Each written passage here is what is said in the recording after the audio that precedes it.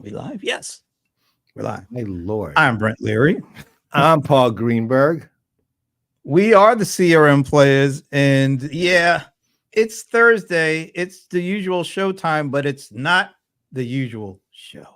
How do you like that? Whoa. You worked on that for at least a week. You had it. I I had mean, something I needed to do. That's a line.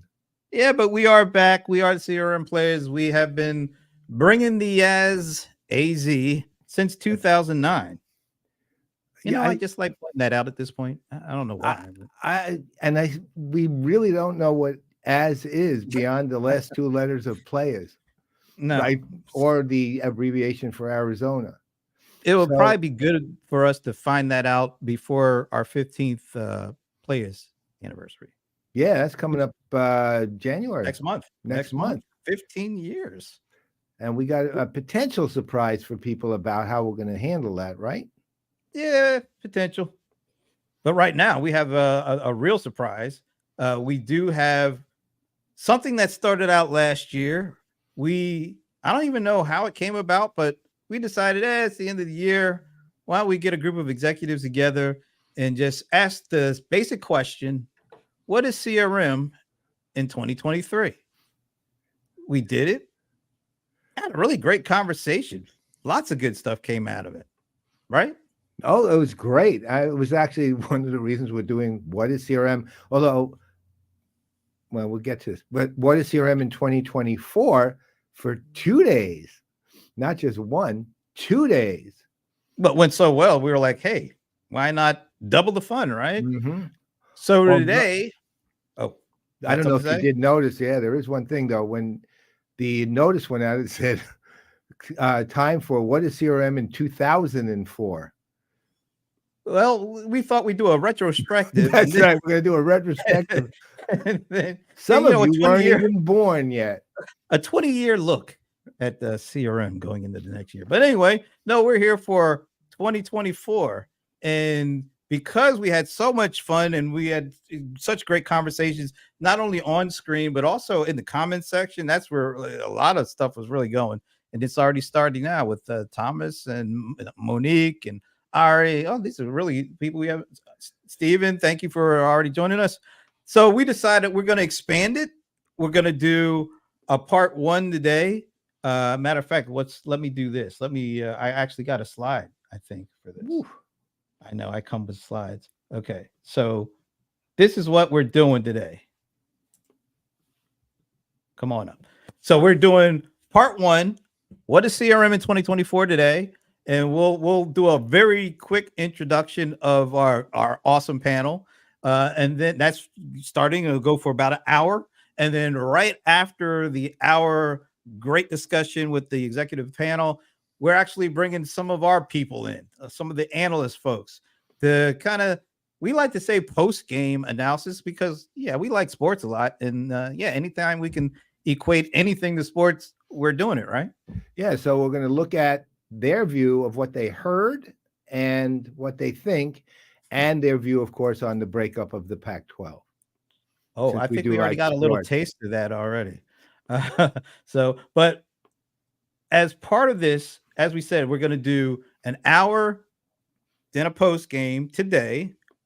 We're going to do another hour tomorrow at noon Eastern with a whole other group of executives at companies that are making impact in the industry.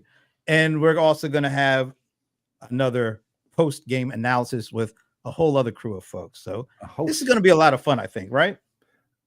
You don't need my validation. But I like it because you're the venerable one. I got to do that. The old. No, of course it will. I mean, we got, not only that, all the people we have today are just great people, and they're veterans. They know the world. They know the industry. This crew, Rob Tarkoff, Terence, Chesire, Seth, Patton, John Taschek, Adam Justis, these guys know their stuff, and they're all terrific human beings. That's all the introduction we probably need. I'll just say this: Rob, Oracle; Terence, ServiceNow; Seth, Microsoft; John, Salesforce; and Adam, Adobe. Okay, that's the introduction, so we can get down to it. Adam, Adobe, that almost kind of like went together. All right, so Adam, Rob, Seth, John, and Terence. Thank you all for joining us today, and this is great. It's a pleasure. Well, Yeah, thanks. Good to be with you. Good to be here.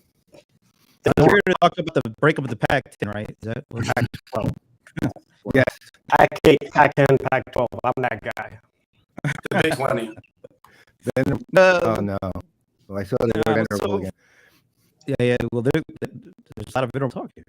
But first of all, thanks for taking the time to do this. We know it's, keep us to the holiday season, lots of good football and family and travel and all that kind of stuff. So we really appreciate it. And basically, what I think Paul and I really want to do is kind of pose an initial question and just see where things go, right? I mean, that's pretty much what it is. So maybe we'll start with Adam, since Adam did win the prize for being the first to show up. Yeah, there you go. so Adam, and everybody after that, we'll just ask your name after Adam's done. Adam, so if somebody would come up to you and say, what is CRM in 2024? What would you say? CRM in 2024, man, I would say is dynamic, right? I think it's an opportunity for us. Everybody's being forced to open their minds as to kind of examine that definition for themselves and their company. I think just by virtue of kind of its origins and understanding our customers, moving beyond just understanding our customers to kind of the state of our customer vis-a-vis our company and understand them in the immediate context in which they present themselves. And how can CRM or its evolution to kind of encapsulate the technology that helps serve customer experiences? Like, I feel we've never been in a space where the future is more wide open to leverage AI and to leverage our institutional knowledge to serve our customers better. So I would say it is dynamic, and it is an opportunity to kind of examine exactly what you want to do with your customers to leverage the technology that is at your disposal. Okay. Paul, pick somebody to go next. All right, Rob. Hey, everyone. I love venerable. That's a euphemism for what I'm normally called by my kids. I've said this a couple of times. I think CRM has jumped the shark. I think it's time for something very new. And with the advent of generative AI, pre-trained models, the ability now to have mastery of your first party data in ways that you couldn't before, ability to activate that. I think it's going to be something completely new and different, hopefully something much more unified across departments than we've traditionally had, and something that is not an optional system or tool for salespeople or marketers to use, but becomes the backbone of success. And I think whether it's called CRM or not, I don't know, but it's going to be something about a much more unified experience across sales and marketing. And I'm really looking forward to it. Okay. Seth, take it away, man. Well, I'm a little bit at a disadvantage because I prepared for what's CRM in 2004. You caught it. I agree with everything Adam and Rob said. I couldn't boil it down to one thing, so I have three things. Hopefully that's all right. First is I hope 2024 is the year that we finally take the drudgery out of work. So I don't know if you've seen some of the latest research that shows, unfortunately, job fulfillment is at an all-time low. And at the same time, as Rob mentioned, there's an opportunity with next-gen AI to address some of that. 89% of employees say that they think AI can help them focus on more meaningful things, which sounds great. And I will just say we just came out with a research that shows that early adopters of Copilot can save up to 10 hours per month, reducing remedial tasks, which no one wants to do. So 10 hours per month is 120 hours per year. That's a full 3 work weeks. But I think the important question that we'll all grapple with is, what do we do with that extra time? And it's a nice problem to have, and certainly there's an opportunity to do more meaningful work, and there's an opportunity for cost savings and efficiencies. But I think the leading companies are going to use the time to hopefully deliver better customer experiences with more creativity, more innovation, and shifting from what we've talked a lot about as personalization to true empathy. And these are things like better listening, better understanding our customers, and focusing on their needs. So that's one. The second thing we talk a lot about and have for decades is this notion Rob mentioned as well, breaking down silos. And of course, we've talked about 360-degree view of the customer, integrating data and systems to create that more consistent and connected experience. But with Gen AI, I really do feel like there's this major step change in how humans interact with computers. And why that's important is making data and technology more accessible through really that universal interface of natural language, but also with AI playing more of that integration role between the org boundaries, systems, and humans, democratizing that access and customer insights, and hopefully helping companies act on that promise of revenue ops and revenue optimization. And then the third thing is new leadership. I really believe 2024 is going to require a new kind of leadership. The reality is that uncoordinated leadership of customer-facing teams that a lot of us see when we talk to customers and organizations can result in things like coverage gaps and suboptimal resource allocation, higher selling costs, customer churn, et cetera. But really in 2024, we think that businesses will differentiate themselves by how well they can use AI to solve some of those problems. But to do that is going to require leaders to really guide their people and organizations to do things like ready, adopt, and measure the impact of AI. And this means things like creating the right culture, skills, incentives, change management. It means adopting the tools and the processes that are actually going to have the biggest impact, but the ability to measure that impact and continuously improve. And then finally, perhaps most important, in 2024, I think will be the year the Washington Huskies make the national championship for the first time since 1991. Wow. I was waiting for that part. John. Did you say John? Yes. Should I go or? Yeah. You got the spotlight. Oh, well, thank you. Well, I think in 2004, I predict that Salesforce.com would go public, possibly a month before Google or so, but and it will become a great company. But in 2024, I guess I agree with a lot of what was said before. CRM is a it's a term, it's a segment, it's much bigger, and how you define it is going to be what happens in 2024. I think that the evolution has already started, which is to bring together. Let me go back. CRM was kind of created for management of applications and people, like sales management, managing cases, try to become more efficient. And over time, it's evolved into something that's to bring better experiences to customers and focus on the customers. And that's evolution's not going to stop. It's just that evolution is going to become more of a revolution, I think, in 2024. And there's a few things that are kind of holding it back. One is entropy. I throw that term out there, not in a thermodynamic sense, but in the case of like things devolve into something until they rebuild themselves. And that's happening. I don't think there's any shark jumping here. I don't think that's a happy days type of thing. I think it's just continues that customers will always be unsatisfied with everything. And you have to go through that assumption. And to try to make them more satisfied, you can't have true empathy. All you can do is fake empathy. But to bring the signals together to find out what your customers are thinking and act on those to prevent the feelings from happening in the first place. So, there's always a Gallup has always had this statistic that 70% of employees are unhappy in some way, and 30% of those roughly are actively unhappy and trying to harm your own company. Well, we got to fix that. To fix that, you have to have better systems, and you have to have better roles in figure out what employees are doing. When employees are happier, customers are happier. To make customers happier, you have to do things the way they work in real time in their different systems, whether they're on social media, TikTok, or whatever's coming next. They're going to be buying there. They're going to be, complaining there. They're going to be venting there. They're going to be loving things there. And where those signals are, that's the kind of the future of the direction of CRM. From the CRM applications part of that, you have a lot going on. AI will do a lot. there's been so much work in predictive over the last 20 years, especially the last 10 years in CRM for predictive, and it does bring more efficiencies. What's going to change is the way that people interact with those systems, so that you're not doing kind of the forms-based computing that was copying paper-based systems from the 1870s. You're like, you needed something new. That can change rapidly. And when that changes rapidly, you need a lot more collaboration around those things.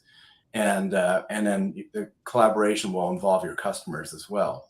That's going to happen. I think it will happen in 2024 to a large degree, but that entropy is going to stop it from really being accepted for a couple more years. And I think it's an incredibly exciting time. It's a great time to be at a company that does CRM. Terence? So in 2004, a company will be founded called ServiceNow, and it'll be a long play. Glad to see we picked a group that has a really great sense of humor here. So. Yeah, noticed that it was 2004, right? But seriously, right? So I love the expanse, and truly, I don't think anyone would have imagined that in 2024 we would be a player, and I'm honored to be in this group. And this has been a pretty fun and conventional group, so I'll try to be controversial. So all of us are in the cloud, and I bet most of the people watching take cloud for granted. But I'll point out there's still some far reaches and corners of CRM that are not on the cloud, and those reaches will start to come forward. Those are, that's my first contention, which is the areas of, say, field service and schedule optimization, things that you're doing at scale. We still see folks who are on premise because that tech has just stayed on there and it was compute intensive. The other area is just call center and contact center. Some of the largest deployments still remain on premise, and so it's a secret among us. Like, we don't talk about it, but there's still a meaningful amount. But why would they move, right? I think with everybody else, we see the promise of Gen AI. And I will say the Gen AI, the promise and the benefits are obviously fairly obvious to the customers. But why will it drive the people who are responsible for systems and running customer teams to deploy it and to get on the cloud is because getting AI to behave the way your customers expect it has been really hard. That's been the second thing that we didn't talk about. Getting a conversational experience that was at customer expectation turned out to be really hard. And it turns out Gen AI is a cheat code. When you throw a few trillion data points at it, then it gets really good. And so what we're all doing is hooking it to these systems that we've built for a while and making them much more accessible. And then last of all, I've heard a lot of things around being relevant, and for us, we see that showing up as industry-specific conversations. I know we're newer to that conversation, but like Gen AI specific to an industry, cloud specific to an industry, like all these things sum up to the grand total of hopefully systems continuing to get better at helping organizations do what they say they want to do, which is serving their customers better. So, all right, so let's take all of this, and then if you go all the way back, and you go all the way back even pre-2004, we all had very grand ideas of what we wanted CRM to be, right? I remember my own definitions of it back then with philosophy, business strategy, blah, blah, blah. But it ended up being basically systems and technology, right? That's what's fundamental to it, not customer strategy. That evolved, and it goes to everyone's point, that evolved to something else, right? It's associated with it, but not identical to it. And we at the time were trying to make it identical. Then along comes 2008, and Pivotal puts out a product called Social CRM, and it was the first of its kind. There was another one from Quintera before that, but it wasn't really that. Yeah. But it puts out a product called Social CRM, and it was integration of Facebook and LinkedIn and so on and so forth. And we start distinguishing for the time between Social CRM and CRM, traditional CRM. And the distinction then was designed primarily so that you could see the forward-thinking companies and what they were doing versus the more traditional companies who weren't doing anything wrong. They just weren't doing that kind of integration. By 2011, it went from forward thinking to table stakes. Social had to be integrated. It was no choice, right? Did everyone need it at the time? No, but it had to be integrated. All right, so now we have Gen AI, and there isn't a company represented here that doesn't integrate it into their systems one way or the other. And it kind of goes to John's point on communication, and also to Rob's point on how it transforms things into something else. And here's the thing, though. Right now, it's not table stake, or is it, for 2024? Is it table stakes in 2024, or is it something that it's very good to have? You can function without it if you want to. People will still buy without it if they can, if it's available to them. Or is it something that every tech company that provides a CRM technology or CRM-ish technology of any kind has to have? Where do we stand? And any one of you can start on this one. I'm happy to start, and I'm sure others will jump in. I think it's table stakes. I mean, I think most vendors, most technologies, most companies are going to expect, as you described, AI to be embedded into the systems and the workflow that they do today. And there's some benefit from that for sure, in terms of more efficiently doing the tasks and the processes that you're doing already.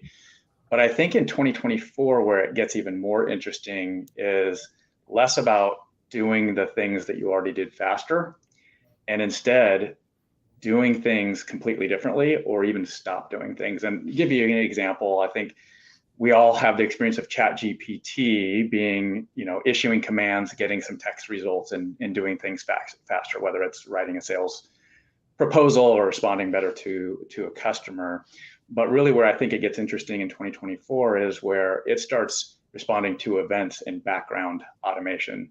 So it's not just about doing things faster, it's really about those AI doing things that I don't have to do altogether anymore. And so that notion of autonomous fire and forget agents as truly being another member of the team or another direct report of me. And I think that's where we're going to get more of the transformational value.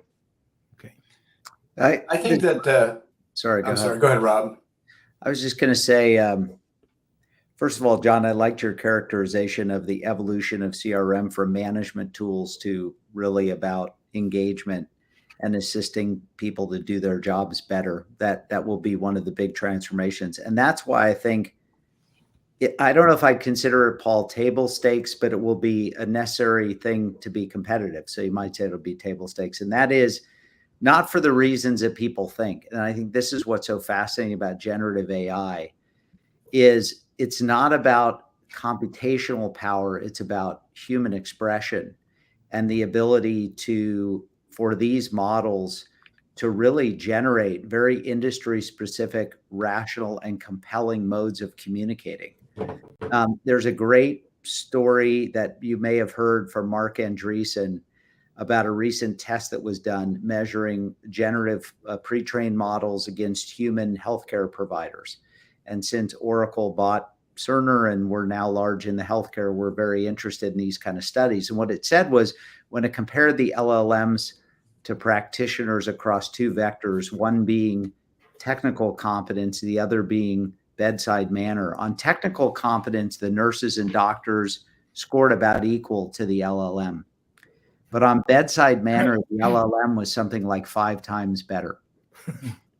And it's not surprising when you just think about the reasoning capabilities of these models, particularly when they're applied to helping people be better in a customer-facing situation, come up with more relevant communication, pull references that are more tuned to the exact problem a prospect or customer is having, understand how to summarize complex information, whether it's in a service request, as you were talking about in the customer service instance, or in sales and marketing. It's just, if you don't have that power of the LLM to really help you provide a great experience of your customer consuming relevant and targeted content in words and in paragraphs and in patterns that are compelling to them, you're going to have to rely on whether the marginal training of that new sales rep is good enough to compete with that. I don't think you'll be able to. Yeah, I think that when you said table stakes, there's two parts to it. One is for the vendors who are in the space. There's going to be certain aspects of generative AI that are table stakes for those vendors to survive or thrive, and then there's the customers. And I think for the customers, they're still experimenting in a lot of cases. But there's a segment of customers that's just rapidly moving ahead really fast and already doing a lot with generative AI and AI in general, and even looking at AGI. But there's a whole bunch of customers who aren't there yet. And the table stakes for them is just to have some kind of tool to manage the contacts, or to put some, small automations together. And it's up to the vendors and all of us together actually to bring generative AI and make it seamless to those customers so they can benefit. Otherwise, they're not going to thrive. It's going to be, there's going to be some upheaval in the market for the customers who buy CRM systems. But for the vendors, it's rapid progress ahead, and there's so much work going to be done. But until it's seamless and magic, or no one knows what's happening, like Google Maps or something like that, it's not going to be widely adopted unless we do our jobs to get it there. Can I jump in real quick? Sorry, Terence. Because John, that's exactly how I was thinking about it. This context of table stakes, I don't think any of us representing our respective organizations would say that it's not. Like when we talk about like strategic conversations that we're having with our customers, the relevance of Gen AI is a top 3 for sure, if not the top 1 almost universally. So we have to, and I think you could look at the press room on any of our websites and find representation of the way that we're talking about Gen AI and its relevance and importance and its import on our roadmaps, et cetera. But when it comes to the customers, I think it's such an interesting time right now where we all knew if we had this conversation 12 months ago, 24 months ago, we would be talking about how can we help our customers align the people and the process to take full advantage of the technology that they already had. So this idea now that we are introducing kind of hyperspeed and kind of the promise of generative AI into the domain of the technology that we already represent, I think it's going to be our customers ready to go beyond curiosity, beyond the fun of exploration to fundamental for their business. That's a harder question to answer. And I agree with John. I think some are, absolutely. They're full speed ahead, and others, there's a tremendous amount of trepidation about the risk that potentially introduces into their systems and ultimately to their brand. But I'm very curious to see, will Gen AI actually provide a leapfrog effect so that we can see the citizen data scientists, the citizen marketers, the citizen analysts sort of, are we going to give them a bridge to a new kind of a new domain or a new realm of productivity, where that the struggles we were already having on helping our customers build the processes to take full advantage of technology, where some of that bridge kind of, like I said, leapfrogs over some of those challenges, where automation infuses a new level of productivity on the customer side, becoming table stakes. Terence, you were going to say something? I think we're all in violent agreement. At least for me, I try to zoom out sometimes when I'm making sense. And John, I think you mentioned this stat, but 2 things that I see that are the demand. One, we've got a lot of really smart humans at work who do not feel that they're doing satisfying work. I call it soul crushing sometimes. And I'll keep reminding people some of the things that I see out there, like humans whose entire job is reading emails and classifying them. So we can all agree that that's not a good use of their time. Then we have managers saying, I need to do more with less. And the cool thing that happened when ChatGPT was introduced to the public is everyone realized tech, and back to Paul, what you were saying earlier, systems and technology could help with this. I would say the first innings of Gen AI are really just going to be helping team members, and I'll try to discern organizations that serve customers and then end customers, but really serving those team members so they do more fulfilling work. And for me, when I'm explaining it to people who are not, like my mother-in-law, who's not that sophisticated in learning the latest on AI, but in just understanding why it matters, it's just automation. It's the latest incarnation of automation and the computer doing what you hope for it to do and leaving form-based interfaces. But Gen AI sits on top of a pretty big stack of a bunch of other things. And so plugging it in, so the human says, can you just do this for me? I think it was Rob and others who said it just fires off a whole series of things and you get the outcome you expect. So that's why we're excited about it. But if you just want an outcome, like I keep coming back to it, an end customer just wanted something, I just needed a package delivered, or I just needed an address changed. Why is it so hard that for all the systems you have that you make me go through these hoops? And that's what this helps. By the way, Terence, you may want to look in the comments section. I think your mother-in-law might have something to say about the unsophisticated nature. But while you're doing that, we do have a couple of interesting questions that come in. I'm going to take, before I get this Fins, because Fins is a kind of a big one. David Brown asks, how can AI be used to increase CRM user adoption using the CRM on a daily basis? This is, I mean, let's face it, this is still, particularly if you kind of focus on the sales side of the CRM equation, we all know salespeople do not like using CRM. They don't want to type or swipe. They want to be out there hunting and building relationships and bagging deals. They don't want to be sitting in front of even on their phone, clicking and typing and swiping. So I know there's a lot of, I won't say parlor tricks when we think about Gen AI and, well, write me a poem in 300 words or paint me a red elephant with a tail of a rhinoceros or something like that.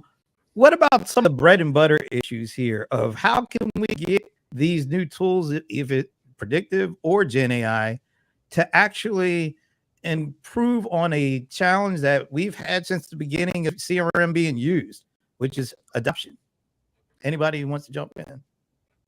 I think three things have to change or be better. One is the automated collection of information signals and put into the CRM system automatically. Like if you have a meeting, the calendar should be able to put a bunch of the things about that meeting in the calendar. And along with that, the interface has to change so that it makes it easier. And it could be through voice, NLP. It could be through just making it easier to collect different signals, meeting notes and things like that. All that's in progress. It's not widely adopted yet, but once it does, which we'll see more and more over the next year, that saves a lot of things. The other is that the data has to be normalized and rationalized across different systems, and because if the data is not good, clean, high quality, then people won't want to use the system and won't trust it. So the more that the data quality is better, the better that the usage would be. And the third is that there's got to be a feeling, a cultural shift that the person using the system is not being managed or performance managed, that they do have an active role in the company and for the customer. So the only way for that to happen is through some dramatic shifts in the user experience of the application and seeing how that the impact of what they do rolls up into the benefit of the company that they're with. I think John said it really well. I just add this notion of a virtuous cycle. I believe humans and people will use tools that actually help them do their jobs and help them do it in a way that has a bigger impact. But too often, if the data isn't good or if the tool isn't helpful, then it becomes more of a management tool. And I do think AI has a real opportunity, as John mentioned, to help both of those things. But that virtuous cycle means as the data gets better, people will use it more. As people use it more, and as AI assists them in using it more, it'll create that virtuous cycle. I agree with both those statements. And to get back, maybe people didn't like my Fonzie analogy. Sorry, as I have to that's where I think, and I think John made reference to this, and I agree. CRM has to evolve from being a management system for sales executives into something that helps you sell in the field. And I think if you did a survey of any of our organization's sales reps at the end of a quarter, and you asked them what were the two biggest reasons why you were able to close these deals, most wouldn't say it's because of the absolutely superior insights I got from my CRM system that positioned exactly the right tactic at the right time. Usually they'll say it's because, I'm a great salesperson, or I had a good relationship, or thanks for the tickets to this game. And we need to change the dynamic, and we have an opportunity to do that, where these systems can be about helping average performing reps become good, and helping good performing reps become great, and getting new reps to become average much more quickly. And there are ways to do that today through sophisticated approaches to automated end-to-end thinking about the sales and marketing journey, getting them the right content at the right time, having, as was mentioned before, high integrity first-party data that can be activated in the right way. And I think, I'll take a different angle on the question. We may get more usage through automated information capture, but will salespeople and marketing people and service people say that it actually is the number one tool that helps them do their job better? And that's what I think we should aspire to do as an industry.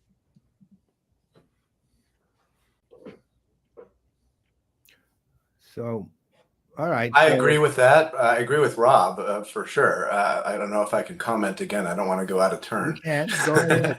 But yeah, I totally agree with Rob that there's got to be all those things have to be automated, and the CRM system should be. It's got to be the system that doesn't take credit for anything. It's got to be the thing that everyone depends on, but it's got to enable the person using it to feel empowered and productive without them acknowledging that the CRM system had it. Vendors always want to be, super egocentric about this, but really the system, it's a system. It's the person at the other end is what counts. Exactly right. All right. So given that, we all know in large part, literally thanks to you guys, CRM is still the largest business software category in the world.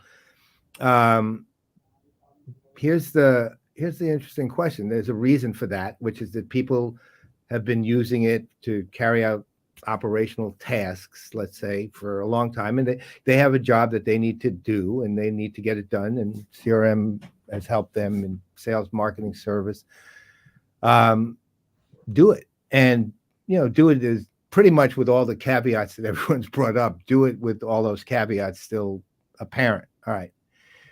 And there are still some basic evolutionary things that have nothing to do with AI.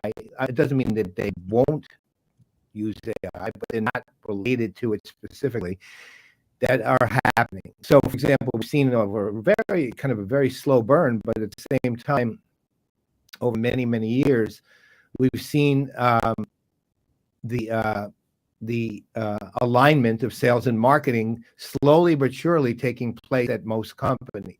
Marketing starting to get revenue objectives. And you remember the old days, it was ridiculous names. Marketing became, revenue optimization or something like that, which it's not. I mean, marketing's marketing. But we see the alignment of sales and marketing going on, and some of the technologies of a couple of your companies have the ability to actually enable that and affect that really well. Those things still have to go on, right? Because the companies themselves are more and more utilizing those models. And are they going to be, there's sort of two-part question. One is just in terms of those things, how do you see CRM evolving and changing? Because these are hardcore basic things that align themselves with evolving models. And most of you guys have done, well, all of you guys actually have done that over time. Whenever you see a new model evolving, you evolved with it. But how do you take those basic things that CRM can provide that may or may not, let's say, be AI dependent, and either evolve them without AI, or are you going to push AI into it regardless? Because maybe to actually, I think was your point, Seth, it'll help change those tasks. I'm not sure how it would work with aligning marketing and sales, because that involves lots of humans coming up with lots of common goals. But there's just the basic stuff. What's going to happen in 2024? Are we going to be overwhelmed by the AI requirements of CRM, or are we going to still continue on with that? Are we going to leave them as they are? Are we going to tweak them when we need to, or are we going to let all that go and focus in on generative AI and doing all the cool things it does and effective things it can do? What are we doing?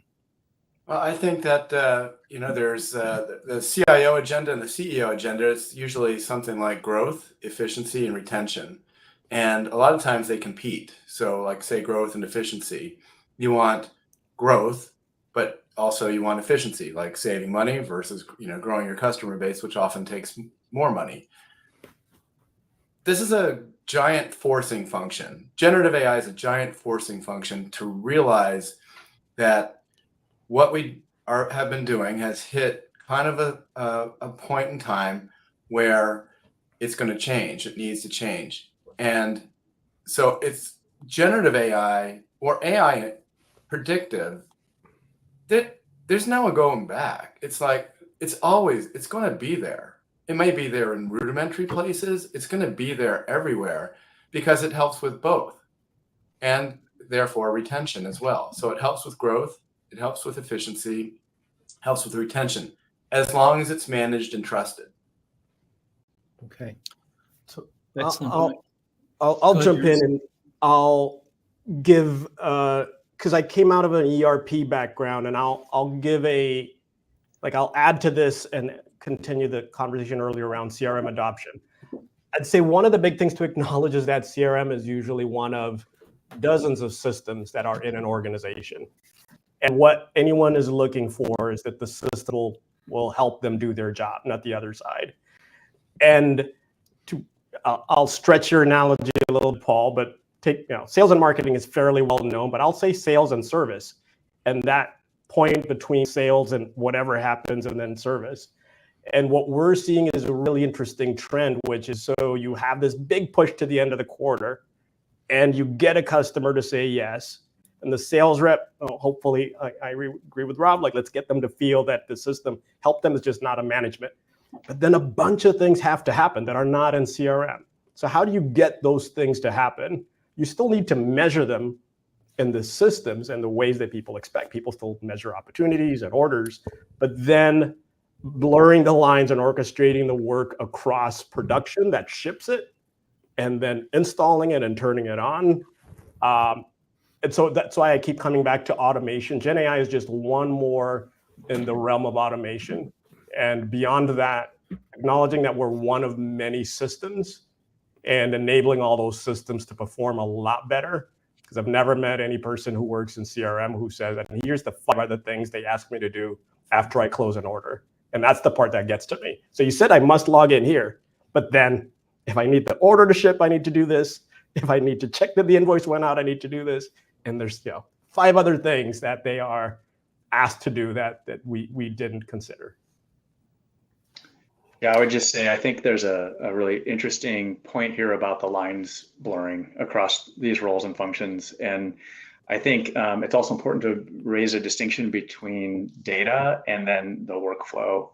If I just, I'll use myself as an example. I'm technically in the marketing organization at Microsoft, but as a marketer, I don't actually use our marketing automation system, but in order to do my job, I need information from our product telemetry systems. I need information from our finance systems. I need information from our customer support if I'm meeting a customer, all of those things. And we need to evolve to a point where I don't have to ask somebody in the finance department to give me those reports, or get somebody in the sales team to give me that. And so the reality is that data access and insights revolving around, customer facing operations needs to be accessible across roles, regardless if you're in marketing, sales, operations. And then there's specific workflow. And in some cases that really does need to be more role specific. And I think the opportunity here is with AI, how do you hit both of those? How do you democratize and give access more broadly across systems to people who need it, that's consistent? And then how do you also have the specialized workflow automated through AI for roles? Seth, I think that's such a good perspective, but to maybe inject a little controversy into what's such a friendly conversation is I actually think there's a winner and a loser in this. And I think and I'm purposely being a little, declarative on this. I think the marketer wins. The marketer in B2B has historically been subject to a lot of requirements of sales to upload them or update them on what's happening with the customer. And the marketing department doesn't need that anymore. They have access to all sorts of data that can be quickly summarized, can quickly be analyzed, and kind of the output is so different now in that it's human generated text, images. Just it's like you're working with this powerful thing that you've never had before as a marketing organization with generative AI. I think the loser in that is, I think over time, sales, the traditional power relationship between sales and marketing changes. I think marketing becomes more powerful and sales has to get more aligned with all the data and the intelligence that marketing has in order to do their job most effectively. And that's what I think is going to happen here is there are always people who gain power and people who lose power in these big technology shifts. And I think the marketers are the winners. Along those lines, Rob, when I think about that position, I think of some of the data that we see nowadays coming about in the B2B space, kind of younger buyers, how they're indicating that they'd prefer 80% of their interactions with a brand be digital versus kind of interacting directly with a sales rep. And I think then you look at that space and say, well, 80% of those interactions, are those marketing? Are those sales? And it's hard to define, but I think it probably tips towards the direction that you're implying. Also appreciated John's point where he brought up the notion of growth. I think business process and systems will evolve as they remain in service of the objectives of an organization. And what we've been hearing from organizations is even in tough times, no one gets a mulligan, no one gets a pass on growth. So what they're looking for is profitable growth. And I think the way you get to you're going to facilitate that either by increasing your top line, managing your bottom line, both. So I think when we look at our systems that we're providing, the technology we're providing now, we're definitely looking at, well, how do we do both? How do we facilitate experience-led growth that allows for the blurring of lines, not only between marketing and sales, but also between marketing and sales and product and service? When we think of like how we're serving the customer across all of those, then I think that's, and you look at, so what are we doing now and how is Gen AI going to facilitate that execution? I think that's when it becomes obvious that Gen AI absolutely is going to be a tool that we rely on, but in as much as it potentially in some cases introduces new workflows or removes the need for workflows, but also how it behind the scenes and sometimes under the waterline will remove the friction of those those workflows to ensure that we're facilitating that experience-led growth, that profitable growth for organizations. Okay. All right. We have I'm gonna kind of put this on the screen and somewhat paraphrase the question that's Finn is kind of posting here. Excuse me. You mentioned a new kind of management in 2024. So is it about a different mindset? It has a great chance, but we should trust and rely too much, or should we I think is what he's saying is, but should we trust and rely on it too much? Otherwise, we would implement a new mindset. Then we get only an adopted one, which I think is he's basically saying if we rely too much on this, then we become heavily reliant, and all of a sudden the AI is kind of leading us as opposed to the other way around. The humans either leading or interacting as a kind of as an equal. But what do you guys think? What is the proper mindset and the proper management and even the corporate culture for 2024, given what we saw happen all of this year and the acceleration of and the saturation almost of AI and Gen AI into the complete conversation? So what should be in the mindset and the structure and the culture for 2024, given what we just went through this year with all this? Anybody who wants to take a stab at it, please feel free. I like the question. Go ahead, John. Oh, Seth, please go ahead. I went first last time. I was going to say, I can't remember if somebody mentioned about these big technology platform shifts. And if you look at the big ones over the last 100 years, so you can think of microprocessors and mobile smartphones and the internet, even, Facebook, et cetera. You have sort of the people who are proactive in thinking about how do we differentiate ourselves, our organizations to take advantage of these things, and then those that are more reactive in letting it happen to them. And I just think that history shows, and we'll see that again, that from a leadership standpoint, being proactive, and that doesn't mean jumping without thought. It means really thinking about how are ways for my organization can I both prepare my people and my organization, and that means, I agree, mindset, but also practices. And just as an example, what skills do I have in my organization? What skills do I need to take advantage of this? And that could be by function, or it could be by technology. And then what is my plan, both to look at ways where I can adopt AI that's going to have the biggest impact and create that business case and momentum while I'm building the skills and learning, but that requires really a continuous improvement program. And that's really where I think maybe it's applying management concepts that have been there, but doing it in a way where the speed is just so much faster. And so I do think 2024 will separate those winners from losers in how they're able to proactively lead their organizations through this.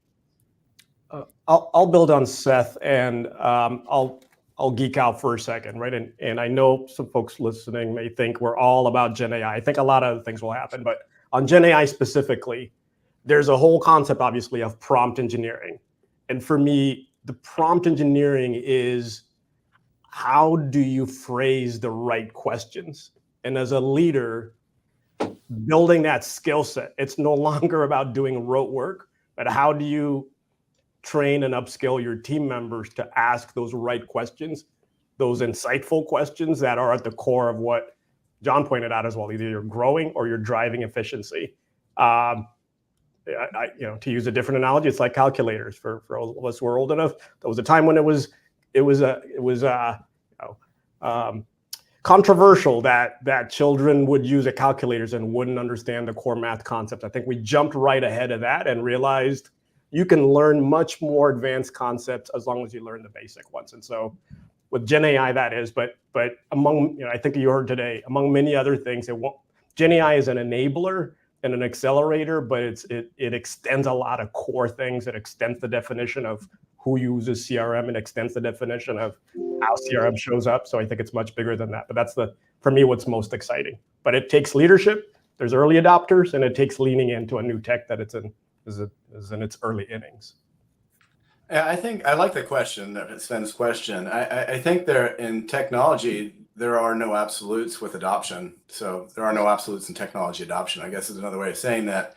But I think the mindset is that technology, it's people who have had to change to work with technology. And I think that's going to start going away because the technology work the way people are actually human, as opposed to learning a system. If you go back into the early days of just computers, I mean, they had whole books for dummies and idiots, and there was digital elitism out there, and that's not gone away. It's still there. There's still lots of training, and it's great, for people to get educated on the systems, but it's just going to change to work the way people are working. And one of those things could be generative AI, but there's also a whole philosophy around UX that's going to change as well. For generative AI, the prompt engineering, I can't imagine that being a super long-term career right now. I think the generative AI will create the prompts because people just generally don't know what they don't know. So they don't know what to ask the question, but the system can, because it can find things that humans might not be able to, or it can find something that somebody asked before and broadcast it and copy it and duplicate it for other people to use to make people better at their jobs. I think that there's going to, I don't know if that's going to happen in 2024, probably not, but it's going to happen. But generally, we're going to move into the trend where adoption meets the human where the human is versus the other way around, which it's been for the last 50 years. Yeah, this has been an awesome conversation. We're coming up towards the end, so we wanted to give each of you like a last word, a last comment on what you see happening over the next 12 years in the space. So why don't we just start with, I think Terence went last the first go around for this. So we'll go Terence first. Reverse draft. Wow, 12 years, 12 months, 12 years. I think 12 months we've all agreed a lot of experiments on Gen AI. I think 12 years, I'll go with the last thing I said, which is the definition of who uses CRM expands dramatically. The finance user, the factory user, because that is the product builder. That's the means to access your customers and the insights. And I think we move from data. We have quite a bit of data to action. And how do I get use and how do I do something for having the data? Okay. I think John, I think you were the next in reverse order. I was the penultimate guy or the second to last place guy. I feel like the Los Angeles Rams right now, Brent. I'm sorry about that. So 12 months, we covered a lot of it. I think that the experimentation will go to adoption, especially in kind of the leading edge companies who are really immersed in the space and really are the pioneers in it. They're not the pioneers who get the arrows in the back type of thing. They're the pioneers. That didn't sound politically correct now that I said that. I'm sorry. The pioneers. The 12 years, the interfaces, the way computers are, the hardware it's not easy to predict what that will look like, but I think that I can't, it's just not screens like we were using right now. I don't know, 12 years I don't know.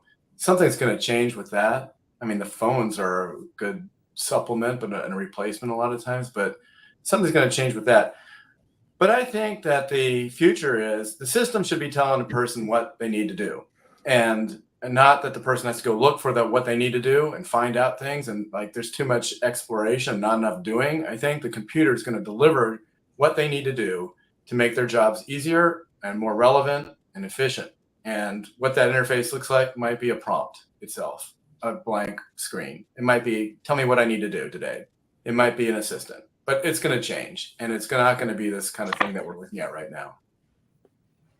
I think Rob is next. So I agree with all of that, except I don't think that you will ask the system what to do. I think it'll know, because today what we consider to be a big evolution in wearables and all the things we have, our watches, our rings, they tell us what we're feeling and what our biometrics are, and then we need to respond to that. I think we'll have, for sure, devices that will monitor our emotional states, will help guide us towards the right state of mind for a particular customer interaction. Will give you, will be able to mine all the history of interactions about your customer, who the prospect is you're talking about, and will provide guidance for you before you even know you have to ask it. And I think what'll be fascinating about that will be seeing what the role is of people in business. What do they really do? What do you spend your time doing when information retrieval and research goes away? because it's instantaneously there. And you're guided with a really effective assistant or co-pilot or whatever you want to call it. What do you do with your day? And that's, I think, what's going to be super fascinating, because I think there will be things to do, and jobs will exist, and humans will be needed, because people will still want to do business with people, at least some of the time. But the question is, what will you do if you're a front office CRM, marketing, sales, service professional? I would never try to predict that, because I could never predict that we'd be where we are right now. Nice. Seth. 12 years is a long time. You did say 12 years, right? So I would just say, I love it. I would just say, maybe the most important thing that all of us can work on together is to create a world in that time frame where AI is serving humanity. And I hope what that means is that it also enables organizations to better serve their customers and also better serve their employees. That feels like a world I'd want to be part of. And no mention of Go Dubs. I was waiting for that last part. But, yeah. You're not supposed to look ahead. This season first. That's like serious. Then we'll talk about next season. You would be jinxing it if you said that. I think Seth wants a win this year. Adam.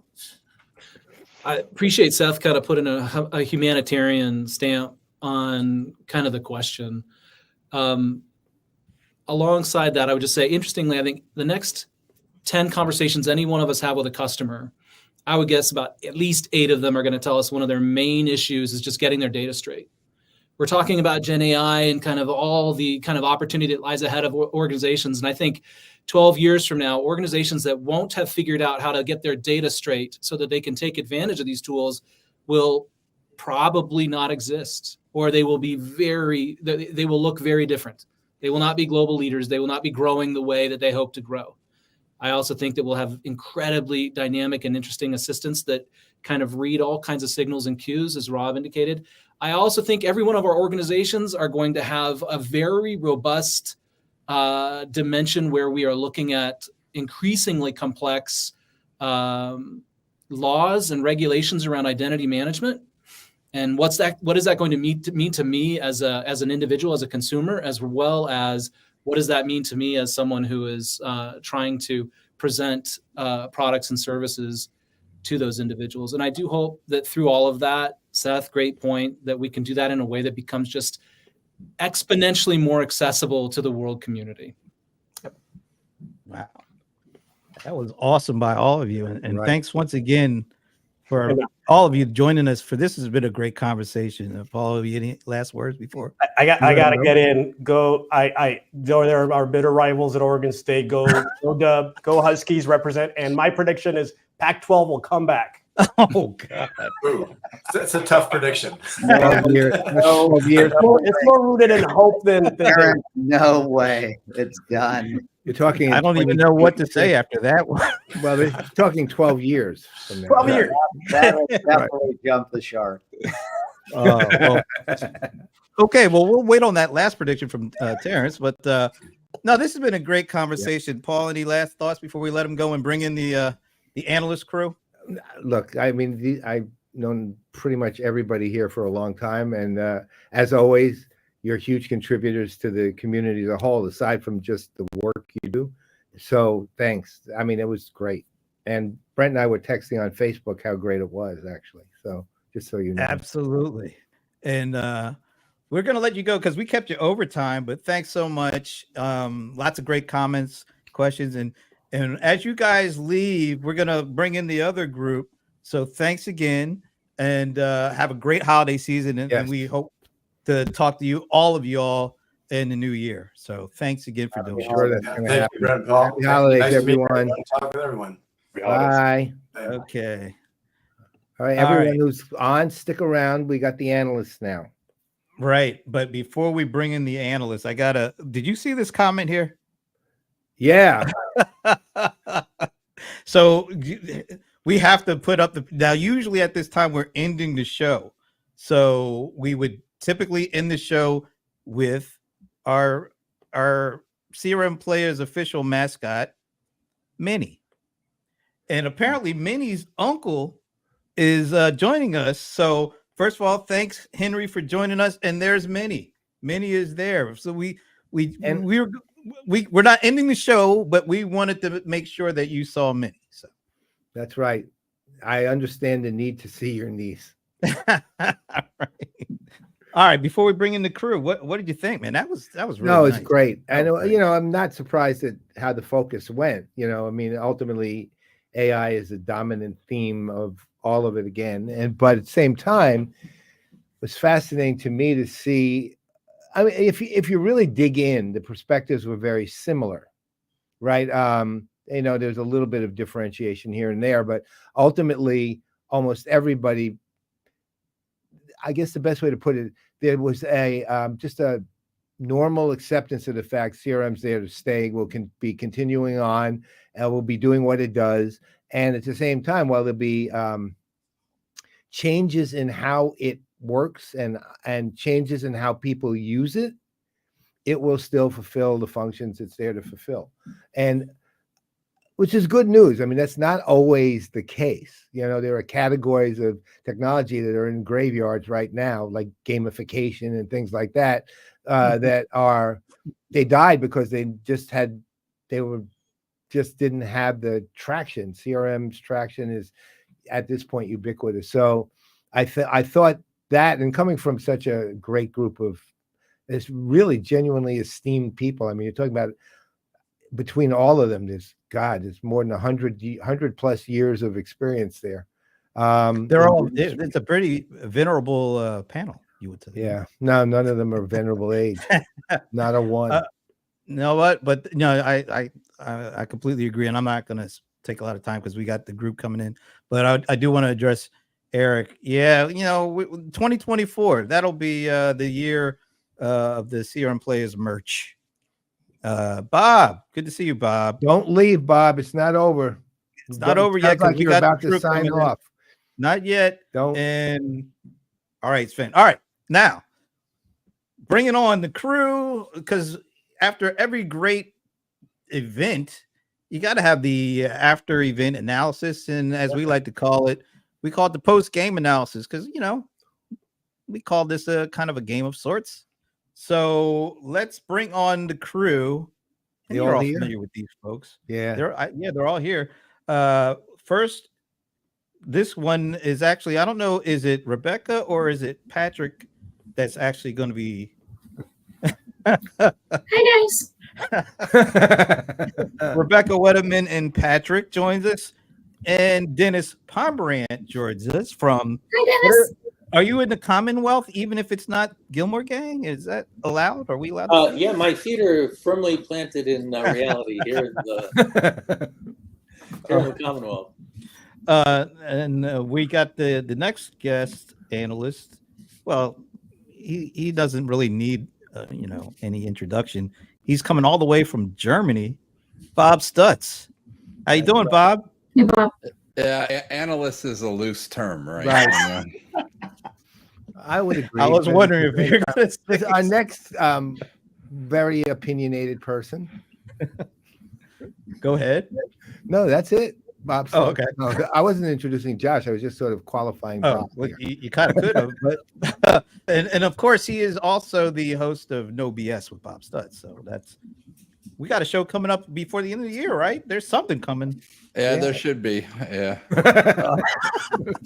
Awesome. And then filling in now. Originally, we thought we were going to have, what does he like to call himself now? Because digital pestilence. Yeah. I like the irascible one, but Esteban Colsby was originally going to join us, but unable to join us. And I think as we've had this happen before, when Esteban wasn't able to join us, Josh Greenbaum was able to fill the shoes. Oh my God! Look at that. Phil, he doesn't need to fill shoes, man. He has his own shoes to fill. That's man. I got it. Thank you. That is it. Hello, everyone. Good to see you guys. All right, so Hey. the only way to do this is look. You guys know how to talk with each other. We don't even have to do anything. So you're like for us the easy part.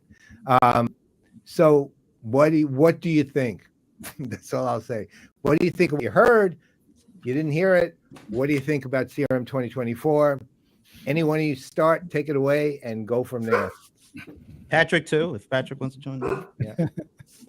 I'll run with it because I'm busting out to say this, which is, I have to say, if to sort of riff on what one of the panelists said a minute ago, if the systems that tell us what to do, if that's how it's going to work, CRM is going to tell us what to do, then the singularity is going to be singularly boring. And in fact, competitive differentiation will have to come from not paying attention to AI.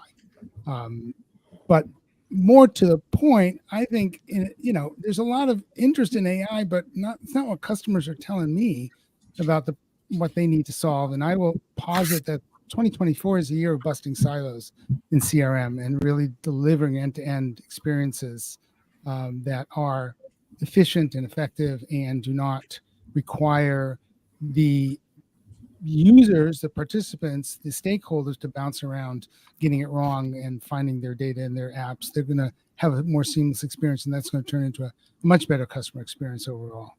Okay. I would just like to start with a Yogi Berra quote. It's tough to make predictions, especially about the future. And he was right. It occurs to me, a couple of things occurred to me listening to the previous group. Number one, some of these sound like old bromides, but trees do not grow to the moon. So there's some asymptote that we'll hit with AI, and we don't know what it is yet because it's still very early days. But the other thing that gets me is well, two other things really. One is something that John Maynard Keynes said. Keynes was a British economist in the middle of the 20th century, or actually the early part, who said that in about 100 years, we could expect that machines would have done all the hard work for us, and we'd have increasing leisure time.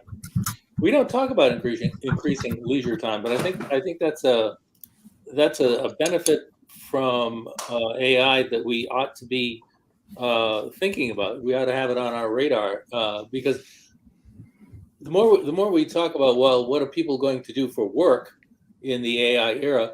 I think the more we miss the point in some ways. I mean, we were already, thanks to COVID, looking at a 3-day work week, and I see some of those things trending, and we're not looking at them.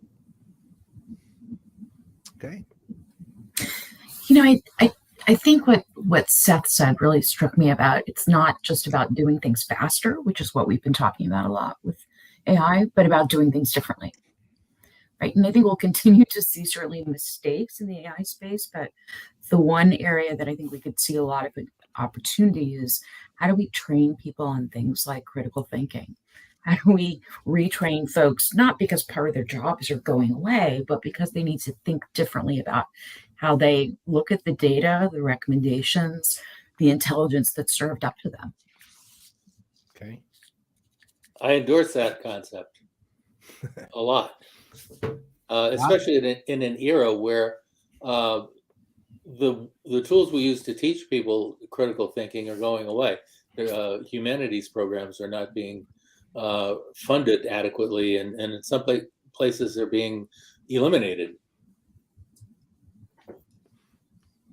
Hey, Bob, you got something? I always have something. I'm not sure people want to hear it, but all I heard was a lot of blah, blah, blah in the show before. Sorry, but it's a lot of marketing hype again, right? I mean, look, let's be realistic about this. AI is here to stay, but it's nowhere near ready for prime time. Not even close.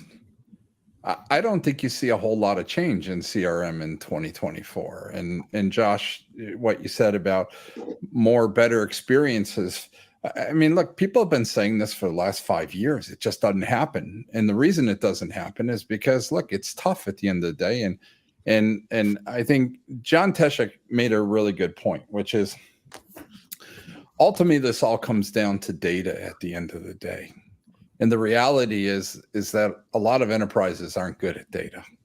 And the silos still exist in enterprises with data. And I don't see a whole lot of change coming next year in this space at all.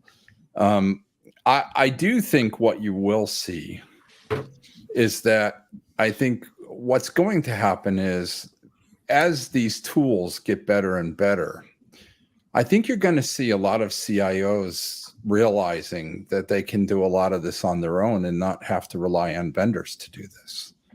And as the tooling, especially around development in machine learning, gets better and better, I actually do believe that we may actually see a move away from vendors and a move towards CIOs taking more on again by themselves, because the tooling will be there for them to do it and have less dependency on vendors for things like AI. Okay. So, given all of this, we're looking at 2024.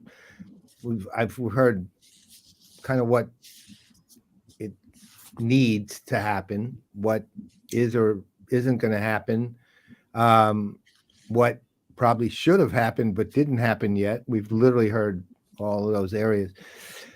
I guess the question becomes this. Look, I mean, CRM, again, maybe I'm old school in this one, but CRM has basic functionality that it provides. Right now, again, the systems and technology, it's not what we said earlier. It's not, to me at least, it's not what we wanted it to be when we started.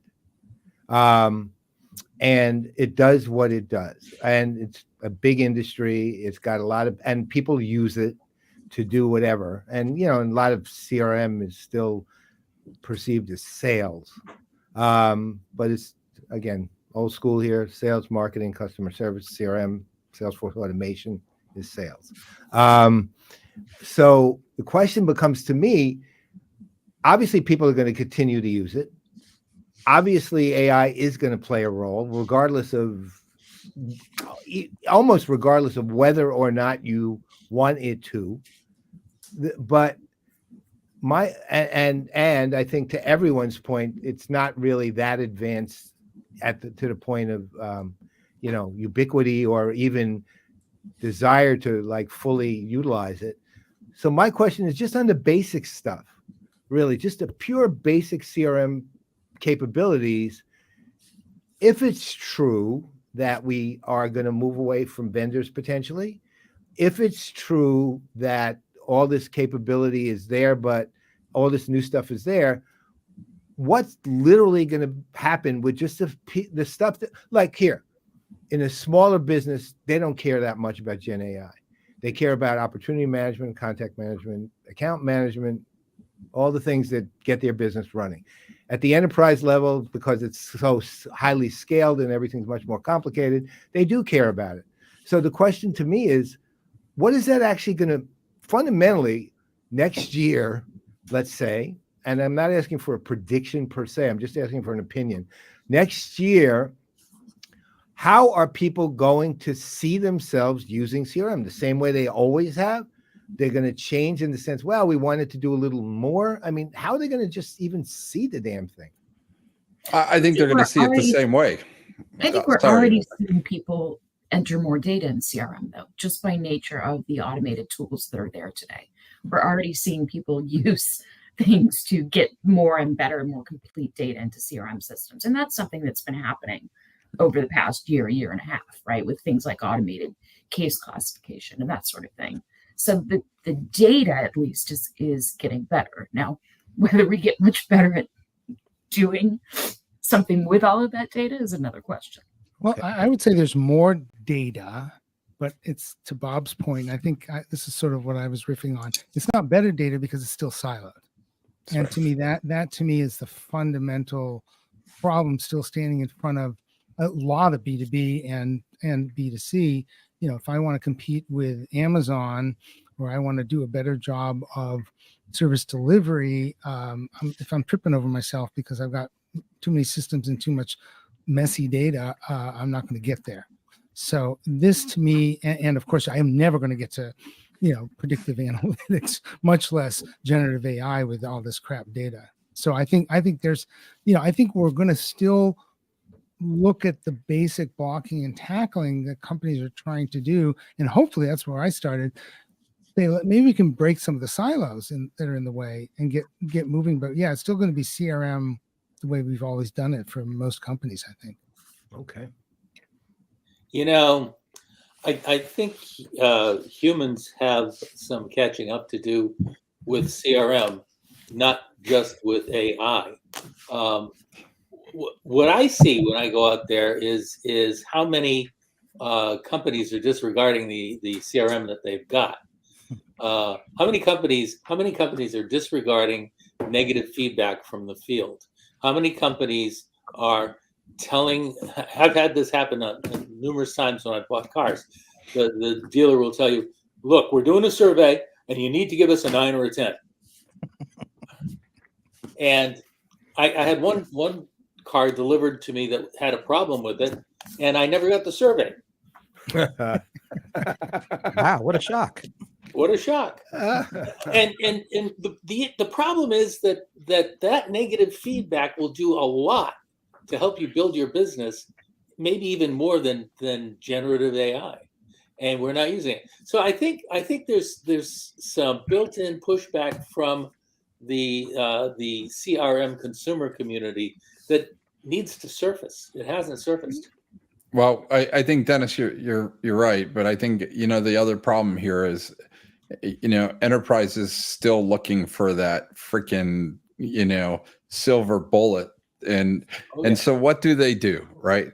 They go with an SAP, then they don't like SAP, then they go to Microsoft, they don't like Microsoft, then they go to a Salesforce, right? They keep changing systems, but they don't realize it's not the system at the end of the day.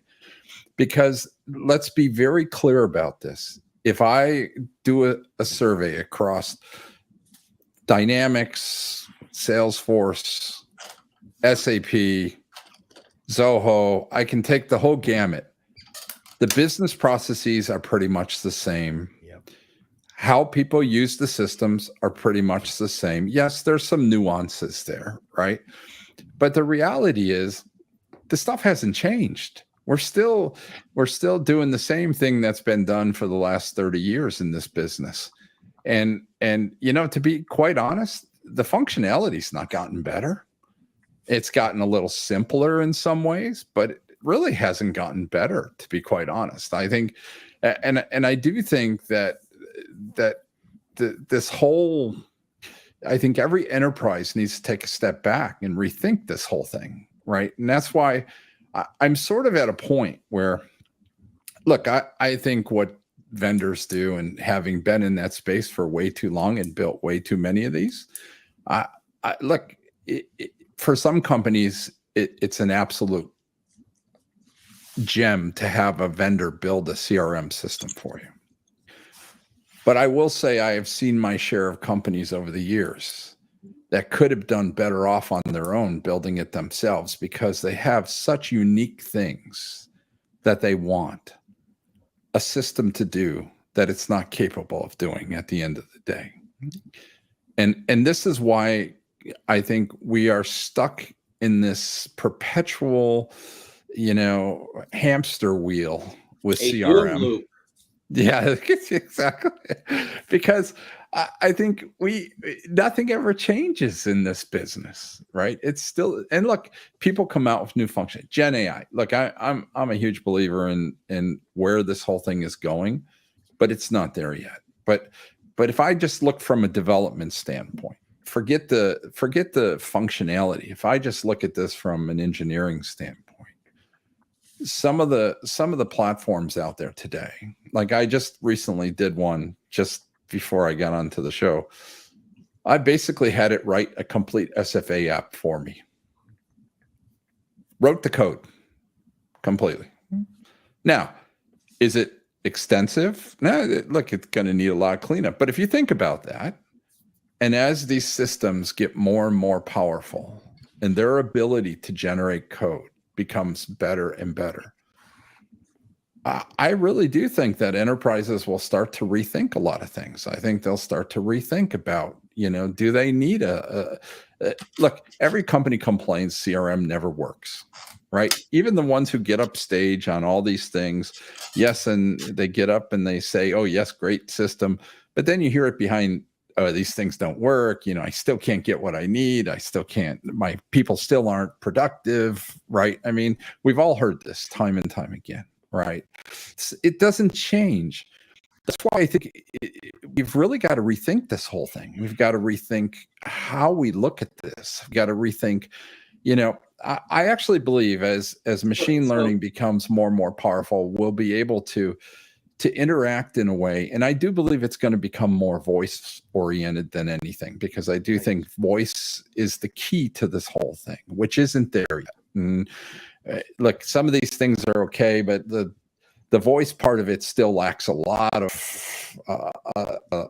accuracy. It's, but I do think the future is the ability to interact via voice for a system.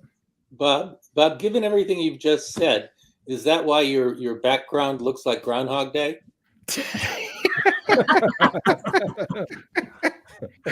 Dude, we got plummeted with snow. I've been digging out for a week now. Looks beautiful. Well, this is great. We're running short on time. If each of you could just give us like your wrap-up thoughts for what should 2024 be for CRM. Why don't we try that? Josh. I'm going to stick with what I started with. We need to be busting down these silos that are really in the way and do the practical hard lift. Every company that says, I want Gen AI tomorrow, turn around and look in the mirror and say, I want to get rid of my Excel spreadsheets. And then let's talk about Gen AI. I want to go back quickly to Dan's point, because I think he's spot on. Why are we still doing surveys of customers? We can capture every conversation and understand exactly what they're saying, so that Dennis gets to complain every time he wants to complain. That's what should happen. Down with MailChimp. Oh, yeah, that's a good Atlanta company. Sorry. Yeah. Wow. He meant Survey Monkey. Dennis. Okay, down with Survey Monkey. What's going to happen in 24? Gen AI is important, but it seems like the AI conversation we have bleeds into general purpose AI, which isn't ready yet. And we kind of conflate those two. So I see 2024 as a year of consolidation. Okay. Rebecca and Patrick. Patrick first. Patrick left. No, I think what we keep talking about is all of these things that have nothing to do with technology, right? It's how about you think about managing people, how I train people, how I motivate people, how, to John's point, I have people feel like they're being supported by CRM instead of being managed by it. CRM as a tool, as an enabler, instead of as a way to track and manage activity and what people are actually doing. I'm not saying we're going to get there at 2024, but I think we start to think about how do we think about managing people differently. And Bob. So I do want to come to a point that Rebecca made, because I think it's really important. Of all the work I've been doing with Gen AI, I think there's one important thing that I've discovered, and Rebecca hit on this: the ability to have critical thinking skills is an absolute must. And I don't think people today have that. That training isn't there like it was before. And to get what you need out of this, you actually have to be able to think in a very different way. You have to be creative. I think what Gen AI does, and I think the future and what we'll see over the next couple of years, is that the people who will really excel with this are the people who can critically think, who can use their imagination with the machine to get what they want out of it at the end of the You day. need to be genuinely human to use artificial intelligence. That's right. That is it right there. Right. And I think that is the key. And I think, look, I think next year is a year where every vendor is going to be looking at, how do they get their customers to even try to use Gen AI at the end of the day. And I think, look, there's some good, I will say, look, some things that I've seen over the last, like if I look at what Salesforce has done with Data Cloud, I think that's a great step forward, in trying to consolidate the data, bring down the silos. It's still going to take a lot of work, but I do think, we're getting there. And on final note, I want to wish everybody a happy Hanukkah as I took my time away from that tonight to join here. Thank you. Well, thank you for doing that. And yes, happy Hanukkah to everybody out there. And once again, we need a happy Hanukkah. We need some happiness out here. We absolutely do. All right. Thanks everybody for sticking around, watching, and then joining and participating in this. We could have done this a long time because we're just getting started on this, but unfortunately, we got to end it here. But tomorrow we will be back for part 2 of what is CRM in 2024, a whole other group. And actually, Thomas Weavernight, he's been doing a lot of commenting. He'll be on. Store your comments for tomorrow, Thomas, because you'll be on to be able to share them live in the broadcast. So we'll be looking forward to that. But everybody, thanks for hanging in. This has been a great hour and a half. I mean, this has been lots of great stuff. Fantastic. Thank you. All right, Thanks. guys. All right. Yeah. Thanks, guys. Thank you. Bye. Bye-bye. All right. What do you think, man? That was bye, Patrick and Rebecca.